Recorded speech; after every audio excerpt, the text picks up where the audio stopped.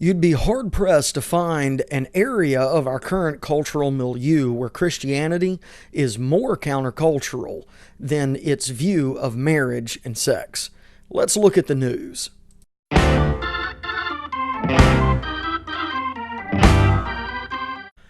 So two interesting news articles popped up this morning in my news feed, and I thought that they were both worth a certain amount of commentary. The first one is here in the Week, which is a British news source. The headline reads, "Has the UK's acceptance of gay relationships peaked? Study finds first increase in disapproval of same-sex relationships since 1983. The body of the article: Society's acceptance of same-sex relationships has reached a point of plateau in the UK, according to a new study. Some 66% of those polled in the latest annual British Social Attitude Survey said same-sex relationships were not wrong at all, down from 68% the previous year. The survey has been carried out since the 1980s. In 1983, 80% of people believed same-sex relationships were wrong, but after then, the figure consistently dropped, reaching 32% in 2017. However, the new study finds it increased to 34% last year. The Daily Mail says this suggests levels of tolerance may have peaked. Liberalization of attitudes does seem to be slowing down, said the independent social research agency NatSen, which carried out the polling. While social norms have changed, there is a significant minority of the population who remain uncomfortable with same-sex relationships, and as such, we may have reached a point of plateau. Veteran gay rights campaigner Peter Tatchell told The Guardian the results suggest there is 1/3 hardcore of people resisting the acceptance of two people of the same sex who love one another.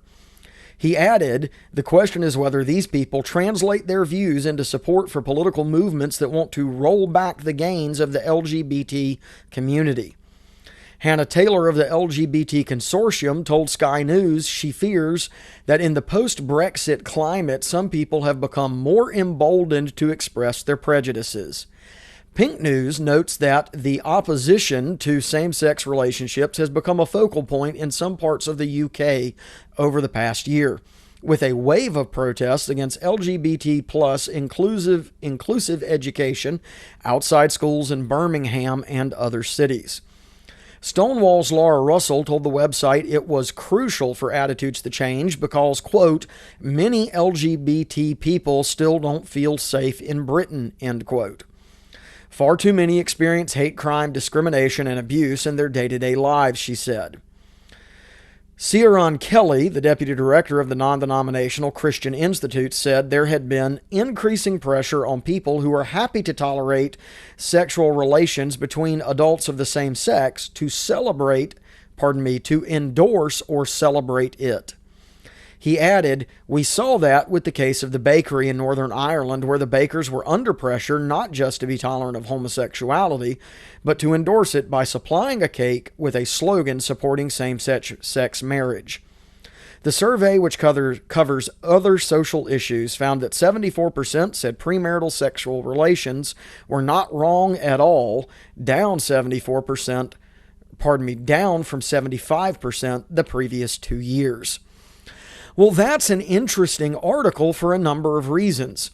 The first is the sort of misleading opening lines that we find here. You notice that in the very first sentence, we see the statement that society's acceptance of same-sex relationship has reached a point of plateau. And yet, in the very next sentence, we read that some 66% of those polled in this latest survey said that same-sex relationships were not wrong at all, which is down from 68% the previous year. Now, that's a 2% drop. That's not a huge change, but nonetheless, that does not count as a plateau. That is a dip in support for same-sex marriage and same-sex relationships. And in some ways, this is unsurprising. For example, we see this particularly here at the end where Ciaran Kelly says that there had been increasing pressure on people who are happy to tolerate sexual relations between adults of the same sex to endorse or celebrate it. The reality is that anytime you force compliance with any particular idea or worldview or a particular morality at the point of a gun, for lack of a better way to put it, there's always going to be a certain amount of backlash. No one likes to be forced to associate or, shall we say, support or celebrate a moral question with which they disagree. But that is interesting because it may indicate that the issues in the UK are related not necessarily to Christianity, but to another faith entirely. If we look back up here to the section about Pink News, we see that Pink News notes that opposition to same-sex relationships has become a focal point in some parts of the UK over the past year, with a wave of protests against LGBT inclusive education outside schools in Birmingham and other cities. Now, the fact that this opposition is in Birmingham in the UK, I think is particularly interesting. And that's because the latest census data from the UK indicates that 21.8% of the citizens of Birmingham identify as Muslim. And now that's interesting in and of its own right. That speaks to the rise of the Muslim population in Britain. But more importantly, it shows the inconsistency and the incoherence of those that are on the far liberal left of making common cause with Islam, when Islam itself is radically opposed to the vast majority of the liberal agenda. But of course, you won't see anyone calling Muslims bigoted homophobes. Instead, they reserve that for Christians. Now, there is something else here that's interesting that I think leads into the next news story that I want to look at. We find it here in the last sentence, where it says the survey, which covers other social issues, found that 74% said premarital sexual relations were, quote, not wrong at all, end quote, down from 75% the previous 2 years. Well, that connects us to our next story. This is from the Daily Wire. It was published yesterday, written by Paul Boyce. Headline reads, Bachelorette boots Christian man who promoted chastity off the show. It was the sex talk that got the Bachelor sent home. We read here that the outspoken Christian man, Luke Parker, got the boot on The Bachelorette Monday night for promoting chastity in a previous episode when he had asked Hannah Brown to save sex before marriage. It was the sex talk that got the Bachelor sent home, reports Fox News. The born-again Christian drew ire earlier in the season when he told her he was saving sex for marriage and wanted her to do the same. Though the Bachelorette star Hannah Brown has been open about her Christian faith this past season, she also openly boasted about premarital sex as if it were no big deal. Several weeks ago, contestant Luke Parker, another Bible-believing Christian, told Brown that he would like to be sent home if he learned she had sex with one or multiple of these guys. So let's talk about sex and how the marriage bed should be kept pure, said Parker at the time. I had an encounter with God. I was in the shower and God was speaking to me. I realized that I wasn't the man that I wanted to be, and I've been working on being the husband that I want to be for my future wife. In response, Brown not only rejected Parker's views on sin, but flaunted her own. I have had sex, and honestly, Jesus still loves me, Brown said. Later in the episode, Brown even characterized Parker's stance on premarital sex as being reflective of some form of toxic masculinity. I don't owe you anything. And guess what? A man does not control anything I do, she told Parker in the episode. Despite staying on for several weeks, Hannah Brown sent Luke Parker packing, arguing that his views on premarital sex were tantamount to pride. Guess what? Sex might be a sin out of marriage. Pride is sin too. And I feel like this is a pride thing, Brown said. I feel like I've finally gotten clarity on you, and I do not want you to be my husband. As Hannah Brown was accusing Luke Parker of committing the sin of pride, she then went on to say that she had sex with another contestant, Peter Weber, twice in a windmill. I have had sex, and like Jesus still loves me, she said. Following the episode, the feud boiled over onto social media, where Parker defended himself by calling Hannah Brown out for her audacity to accuse him of pride while flaunting her sin on national television. The difference in how we view sin is seen in the response, Parker wrote on Twitter. I'm weeping at mine and you're laughing at yours. All sin stings. My heart hurts for both of us. Brown responded, time and time again, Jesus loved and ate with sinners who laughed. And time again, he rebuked, quote, saints, end quote, that judged. Where do you fall, Luke? Hashtag the Bachelorette. There is a difference between eating with sinners who laugh and sinners who laugh at their sin, Parker hit back. Sin is the very thing that put Jesus on the cross, and that's not a laughing matter. In an Instagram post, Parker admitted that he was not always the best man he could be or the best representative of Christ while on The Bachelorette, while maintaining his convictions about chastity. And then we have, in closing, this picture from Instagram as well as Mr. Parker's statement, ending with the hashtag faithful over famous. Now, this is also an interesting article because I think it speaks to, once again, the countercultural nature of the Christian sexual ethic. And I don't think that that reality can be avoided in the previous article or in this one. But the most interesting thing that I found in this article is the continued danger that is being overlooked within the Christian church of antinomianism.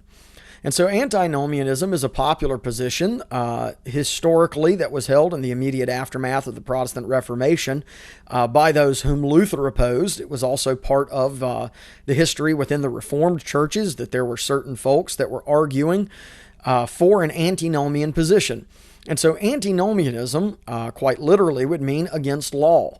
But there are two types of antinomianism. One is a active antinomianism, we might say, where someone lives in flagrant sin.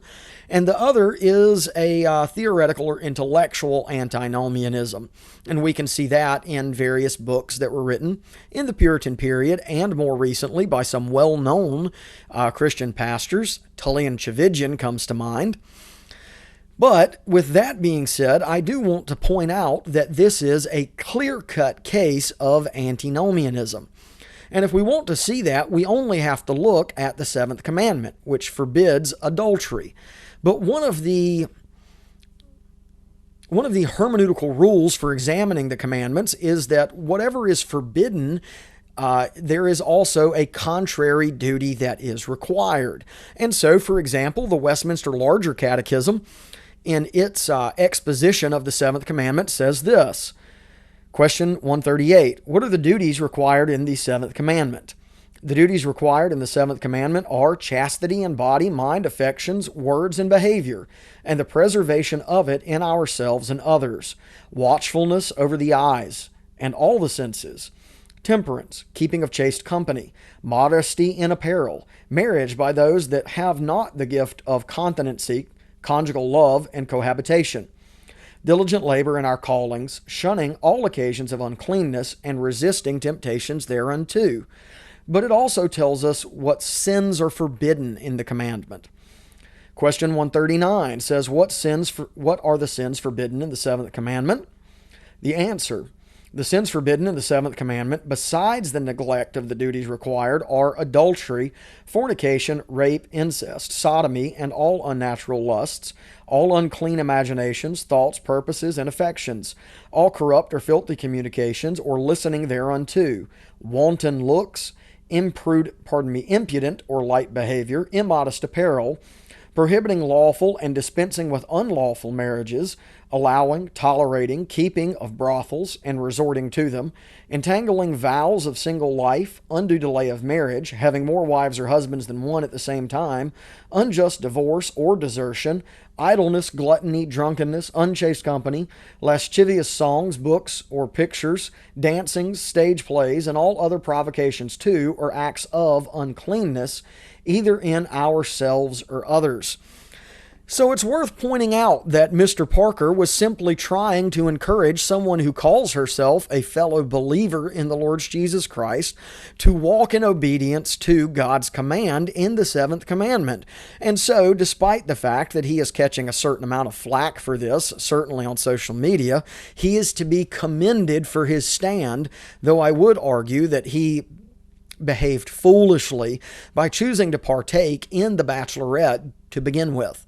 He should not have been taking part in a program that promotes unchaste behavior on the part of its contestants. You know, it's in areas exactly like this that Christianity is always going to be the most controversial and the most countercultural. And for that, we ought to give thanks, because Christianity is continuing to bear witness to the importance of God's orders and commands for this life. Thank you guys so much for tuning in. I look forward to seeing you again very, very soon. God bless. Hey everyone, thank you so much for sticking around for the end of the video. If you're being helped by the content that I am producing here on the channel, please subscribe to the video. If this video particularly was helpful, please give it a like. And if you have thoughts of your own, by all means leave them in the comments section below. Thank you so much, and God bless.